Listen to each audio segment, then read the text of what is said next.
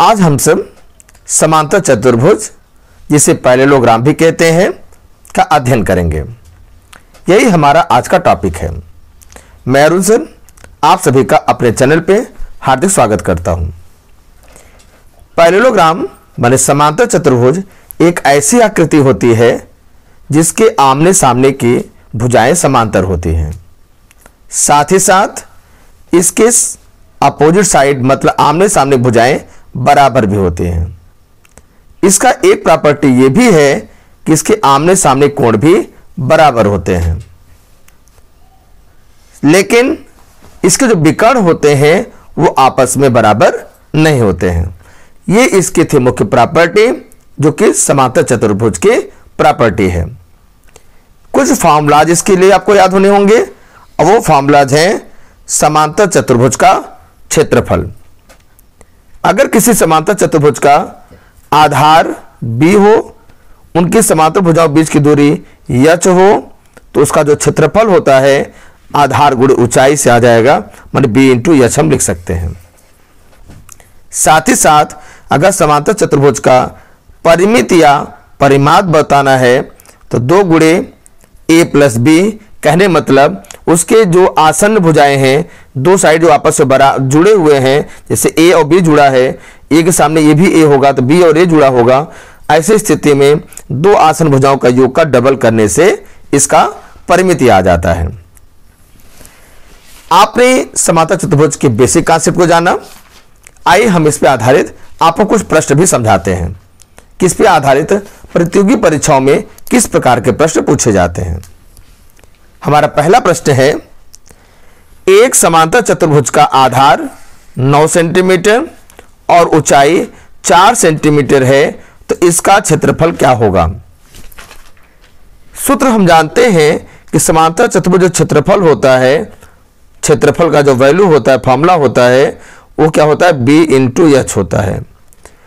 जहां पे b की अगर हम बात करें, समांतर चतुर्भुज बना के आपको समझाएं, तो हमारा समांतर चतुर्भुज है जिसमें आधार को b कहते हैं बेस, और ऊंचाई को h कहते हैं। प्रश्न में आधार कितना दिया है? 9 दिया है, और ऊंचाई का मान 4 दिया है।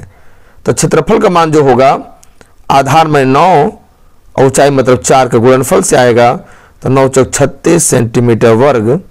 चूंकि क्षेत्रफल है इसलिए ऑप्शन बस सी करेक्ट हो जाएगा। ये तो पहला क्वेश्चन मैंने आपको समझाया कि प्रश्न में अगर क्षेत्रफल पूछ रहा है समांतर चतुर्भुज का, तो ज्यादा दिमाग नहीं लगाना, केवल आधार और दिए गए ऊंचाई का गुणनफल से ही क्षेत्रफल उसका आ जाएगा। परिमित भी प्रश्न में पूछा जा सकता है। अब परिमित के लिए हम चलिए क्वेश्चन नया लेते हैं। हमारा प्रश्न है, एक समांतर चतुर्भुज के आसन्न भुजाएं 4.5 मीटर तथा 2.5 मीटर है। इसकी परिमित, जिसको परिमाप क्या होगी, ये हमसे प्रश्न पूछ रहा है। देखिए, जो हमारा समांतर चतुर्भुज होता है उसकी आसन्न भुजाएं अगर हम a और b मान लें, तो इसका a का मान दिया है 4.5, अब b का मान दिया है 2.5। आप नियम लगा सकते हैं कि परिमित मतलब होता है बाहर बाहर बाउंड्री का सम, आपको जोड़ना पड़ेगा। तो आमने सामने भुजाएं बराबर भी होती हैं, 4.5 यहां भी हो सकता है, 2.5 इसका मान हो जाएगा। सबको जोड़ के भी हम मान बता सकते हैं, लेकिन हम बताएंगे आपको फॉर्मूला से। तो इसका जो परिमाप होगा, फॉर्मूला होता है 2a plus b। a plus b मतलब आसन्न भुजाओं का योग का दूना करना पड़ता है। तो 2a का मान कितना दिया है? 4.5, b का मान 2.5, दोनों का योग करेंगे तो कितना आ जाएगा? 4 2 6 और 1 7 हो जाएगा। आंसर 7 दूना 14 हो जाएगा मीटर। तो दिए गए ऑप्शन में हमारा बी ऑप्शन करेक्ट हो जाएगा। इस प्रकार से आपने समांतर चतुर्भुज आधारित कॉन्सेप्ट को सीखा। उसके साथ साथ आपने उसके क्षेत्रफल का फॉर्मूला को जाना, उसके परिमाप को आपने जाना। सूत्र से आप अब जानकारी हो गई, आप सूत्र से अब इसके जानकार हो गए आप।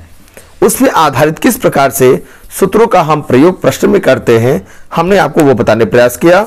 एक क्षेत्रफल वाला फॉर्मूला मैंने लेकर यूज कर बताया, और दूसरा आपको परिमित भी आप पे बताया। इस प्रकार से समांतर चतुर्भुज पे आधारित ये जो मेंसुरेशन टॉपिक हमारा है, इस पे आधारित जो क्वेश्चन परीक्षाओं में पूछे जाते हैं, विविध प्रतियोगी परीक्षाओं में, ये हमारा कंप्लीट हुआ। हमें लगता है आपको वीडियो पसंद आ रहा है, आप हम इसको सपोर्ट करेंगे और अधिक से अधिक मात्रा में जो पुराने वीडियो भी बनाए गए उसको भी आप देखकर अपनी तैयारी को मजबूत करेंगे।